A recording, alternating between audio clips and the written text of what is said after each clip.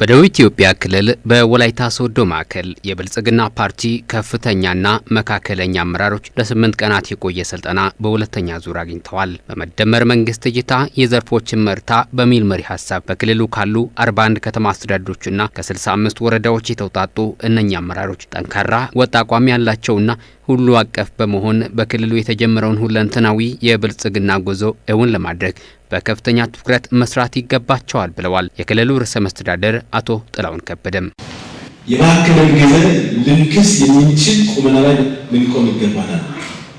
ዓለም ኢንተርናሽናል ናት፣ ተለዋዋጭ ናት። ምን እንደሚሆን አይታወቅም። ተፈጥሮ ሰው ሰራሽ ያልጠበቅናቸው ከውስጥ ከውጭ ፈተናዎች ሊገጥሙን ይችላል። ስለዚህ እንደ አመራር ወትሮ ዝግጁ መሆን አለብን። የግብርና የገጠርና የመዋቅራዊ ትራንስፎርሜሽን፣ የኢንዱስትሪ ዘርፍ፣ የከተማ ልማት እንዲሁም የቱሪዝም ዘርፍ እመርታ በሚሉ ርዕሶች ላይ ሲሰጥ በነበረው ስልጠና የፓርቲውን ፕሮግራም ጠንቅቆ የሚያውቅ ለዜጎች ክብር የሚጨነቅ በአፈጻጸም ውጤታማ አመራር ሊሆን ይገባል ሲሉም አስገንዝበዋል።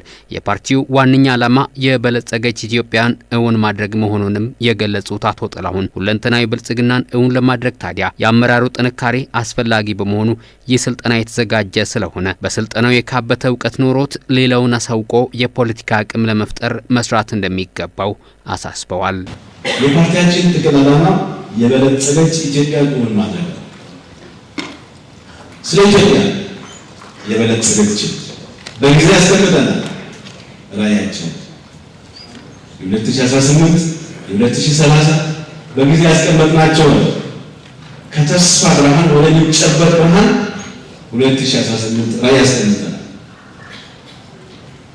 ተጨባጭ የሚጨበጥ ስኬቶች አስመዝግበን ባህላችን ያስቀመጥነው ራዕይ ቀድመን በማሳካት ነው የምንታወቀው። ለ8 ተከታታይ ቀናት በቆየው ስልጠና ከ900 በላይ የክልሉ ከፍተኛና መካከለኛ አመራሮች ተሳታፊ ሆነዋል። እነኛ አመራሮችም ታዲያ በስልጠናው ያገኙትን የተግባርና የንድፈ ሀሳብ እውቀት ከየአካባቢያቸው ተጨባጭ ሁኔታ ጋር በማስተሳሰር በሁሉም ዘርፎች እመርታ ለማስመዝገብ እንደሚተጉም ቃል ገብተዋል። የስልጠና እኛ ውስጣችን በደንብ እንድናይ አቅማችንን እንድናይ ድሃ የሆነው በራሳችን አሳሰብ እንጂ ሀገራችን ድሃ እንዳይደለች ዞር ብለን ወደ ኋላ ተመልሰን ትንሽ አቧራ ብንጠርግ በአካባቢያችን ብዙ ሀብቶች እንዳሉ እንድናይ አይናችን የከፈተበት ስልጠና ነው የሚወስደው። በግለም ከዚህ ስልጠና ከፍ ያለ አቅም ነው ያገኘሁት። ከዚህ በፊት ካለን ልምድ አንጻርም ተጨማሪ በሀገር ደረጃ እየተሰሩ አሁን ያሉ ስራዎችና ኢኒሼቲቮቹን እቅዶቹን ከመፈጸም አኳያ ሀገራችን ኢትዮጵያ ካለንበት ደረጃ አሁን ላይ 2018 ላይ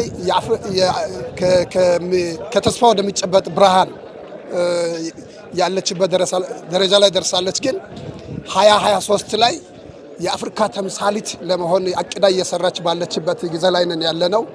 ከዚህ መነሻ እንደ ደቡብ ኢትዮጵያ ክልልም ስንመለከት በርካታ ኢኒሼቲቮችን እየሰራን እየፈጸመን ነው ያለነው።